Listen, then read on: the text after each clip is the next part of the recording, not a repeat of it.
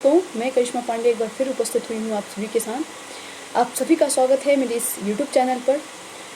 तो इस महामारी से हम जीत जाएंगे, इस मुहिम को लेकर मैं पुनः उपस्थित हुई हूँ। कई वीडियो इस पर मेरा आ चुका है, लेकिन एक बार आपके साथ इस महामारी की जंग से हम जीतेंगे, इस विश्वास को दिलाने का, इस विश्वास को पुनः आपके साथ बांधने का कोशिश है। तो प्लीज़ आप हार मत मानिए, पूरी पेशेंस को बना कर रखिए। कोरोना हारेगा, हम जीतेंगे। ये विश्वास, ये आशा, ये आकांक्षा की डोर ही है जो हमें इससे उभर कर जीत दिलाएगी और भारत को पुनः विश्व गुरु की दहलीज तक पहुंचाएगी। तो क्यों ना हम संभल कर रहें। वो कहते हैं ना कि वक्त है गुजर जाएगा। क्यों कहते हैं? क्योंकि किसी ने कहा है कि तू बेकार नहीं है, बेकार तू नहीं है, बेकार तेरा वक्त है। तो वही कि बेकार हम आप नहीं हैं, बेकार हमारा वक्त है। और वक्त अगर बेकार है तो कहीं ना कहीं हमारी उसमें योग्यता है। हमने कहीं ना कहीं ऐसा काम किया है जहाँ सृष्टि के रचयिता भगवान हमसे नाराज हैं। पृथ्वी पर जो हम कर रहे हैं, कहीं ना कहीं बहुत ज़्यादा कुछ खराब हो गया है। कहने का मतलब ये है कि हम पृथ्वी पर जीने का तरीका सही ढंग से नहीं जी रहे हैं। अत्याचार की लड़ाई और अत्याचार का जो जंग है वो काफ़ी ज़्यादा फैल गया है, काफ़ी ज़्यादा बढ़ गया है। और इतना बढ़ गया है कि आज स्थिति यहाँ तक जा पहुँची है, क्योंकि हर क्षेत्र में, हर फील्ड में अत्याचार का ही, भ्रष्टाचार का ही बोलबाला है। तो उससे उभर कर हमें अपने ज़िंदगी के जीने के तरीके में थोड़ा चेंजिंग लाकर ईमानदारी का, समर्पण भाव का, एक दूसरे के सेवा भाव का, भेदभाव से दूर, छुआछूत से दूर हमें समर्पण भाव दिखाना होगा।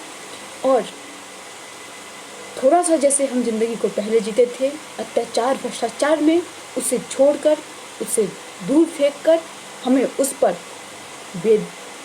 उस पर ईमानदारी, समर्पण भाव दिखाने होंगे। वक्त ही गुजर जाएगा, क्योंकि मैंने ही लिखा है, अभी जस्ट लाइन मैंने लिखी है कि तूफान को आना है, आकर चले जाना है।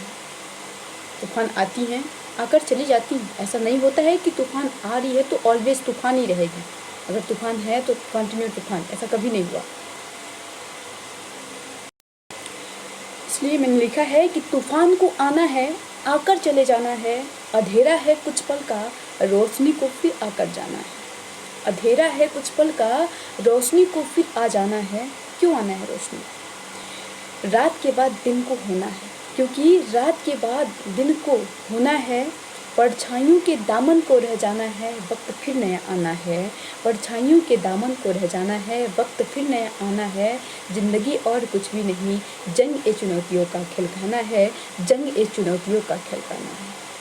कहने का मतलब ये है कि लाइन बहुत सटीक बैठती है। मेरी यह कविता आपको एक अंदर से मोटिवेट करेगी कि वास्तविकता बस इतनी है कि तूफान आता है तो वो ऑलवेज के लिए नहीं आता, और रात भी होती है, दिन भी होता है, रात के बाद दिन होता है। स्थिति हमेशा रात नहीं रहती। तो वही हमारे साथ भी है, ये स्थिति हमेशा ऐसी नहीं रहेगी, बदलेंगे, सब कुछ बदलेगा।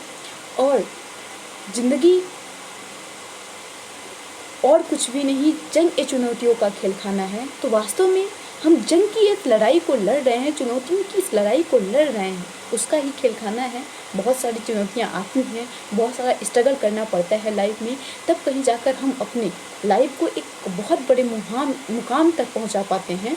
तो ज़िंदगी जीना आसान नहीं, लेकिन अगर पेशेंस के साथ जिए तो हम सब कुछ अचीव कर सकते हैं और हर भयावह स्थिति से, हर संकट की घड़ी से, हर मुसीबत से लड़ सकते हैं, जीत सकते हैं। स्थिति कैसी भी हो, बदल जाती है। मेरी लाइन में ये भी आया था कि परछाइयों के दामन को रह जाना है, वक्त फिर नया आना है। वक्त की जो ये बुरा है वो उसकी परछाई पर रह जाएगी। हमें याद रह जाएगा कि हाँ, इस सन में, इस टाइम पर 2020 में ऐसा कुछ हुआ था, ऐसी बीमारी आई थी। कई लोगों ने अपनी जान कुर्बान कर दी थी, ये चीज़ें याद रह जाएंगी, इनका परछाई बस रह जाएगा, लेकिन वक्त फिर से नया आएगा, फिर नया उमंग को, नया जोश के साथ हम आगे बढ़ पाएंगे। तो थोड़ा सा पेशेंस रखिए, धैर्य रखिए, हम ज़रूर जीतेंगे। वक्त ही है, गुजर जाएगा। और जो कार्य कर रहे हैं, कार्यरत हैं अपने कंपनी या फिर कहीं भी, या फिर जो स्टूडेंट हैं, उनको बस इतना कहना चाहती हूँ कि प्लीज़ अभ्यास करना मत भूलिए। अभ्यास की प्रैक्टिस हमेशा अपने साथ लेकर चलिए। आप घर पे रहें, सुरक्षित रहें, लेकिन घर के होने के साथ साथ आप अपने प्रैक्टिस को बना कर रखें। आप पढ़ाई को बिल्कुल ना छोड़ें। आप रोज़ाना अपने टाइम टेबल का 100% तो नहीं, फिर भी 80% ज़रूर दें और पूरा उसे फॉलो करें, डेडिकेशन रखें और अभ्यास करते रहें। वक्त ऐसा ही नहीं रहेगा, स्कूल कॉलेज हमेशा ही बंद नहीं रहेंगे, खुलेगा। वक्त जैसे आपका पहले था वैसे फिर आएगा। हम सब फिर कॉलेज जाएंगे, स्कूल जाएंगे, कोचिंग जाएंगे, सब कुछ करेंगे, फिर से दोस्तों के साथ हेलमेल होगा, सब कुछ होगा। तो प्लीज़ पढ़ाई की जोश को बिल्कुल कम मत करिए, उस चीज़ को बना कर रखिए। पढ़ाई करते रहिए, अभ्यास करते रहिए। कम पढ़िए वो चलेगा, लेकिन ज़रूर पढ़िए। हाथ से पेन की कलम छूटनी नहीं चाहिए। कहने का मतलब ये है कि हाथ से कलम हमारे छूटना नहीं चाहिए। कलम ही चलते रहना चाहिए, भले कम चले बट चलते रहना चाहिए। क्योंकि अगर ये कलम छूट जाएगा ना, तो इस कलम के साथ जब हम पकड़ कर लिखने बैठते हैं तो हमारी हैंड राइटिंग भी बदल जाती है। इसलिए प्लीज़ आप अगर पेशेंस रख कर अब प्रैक्टिस के डोर को बांधेंगे तो बहुत कुछ अचीव कर जाएंगे। और अगर जब स्थिति अच्छी होगी तो आपको बहुत अजीब भी नहीं लगेगा, क्योंकि आप अभ्यास करते रहेंगे कंटिन्यू। थोड़ा सा और बढ़ा कर उसको करना पड़ेगा, तो उतना बेकार भी नहीं लगेगा, उतना हमें प्रेशर भी नहीं आएगा अचानक से। और अगर हम पढ़ाई छोड़ रहे हैं तो बहुत प्रेशर हो जाएगा, मन नहीं लगेगा। इसलिए प्लीज़ आप अपने कार्य, आप पढ़ाई ही नहीं, आप बड़े हैं कुछ भी, आपका वर्क कुछ भी हो तो उस वर्क को करिए, कम ही सही लेकिन करिए, कंटिन्यू रखिए। और एक लास्ट रिक्वेस्ट है कि ये वक्त ऐसा है कि हम लोगों को डीमोटिवेट ना करें, लोगों को मोटिवेट करें। जितना हो सके उतना उनके साथ मनोरंजन करें और मतलब ऐसी बात करें कि हम मोटिवेट हों, डीमोटिवेट ना हों। हमारा मन, हमारा माइंड खुश हो, भी पॉजिटिव होना बहुत इम्पोर्टेंट है इस टाइम, क्योंकि हमारी सोच का बहुत इफ़ेक्ट है इस कोरोना महामारी में। क्योंकि हम बहुत टेंशन में हो जाते हैं और उस टेंशन से हमारी स्थिति अच्छी नहीं रहती, हमें उससे भी बहुत सारी रोग पैदा हो जाते हैं, टेंशन होती है, बहुत सारी बीमारियां हो जाती हैं। हमारे घर में जो बड़े बुजुर्ग हैं उनके साथ अगर टेंशन हो जाता है तो उनको बहुत सारी बीमारियां हो जाती हैं।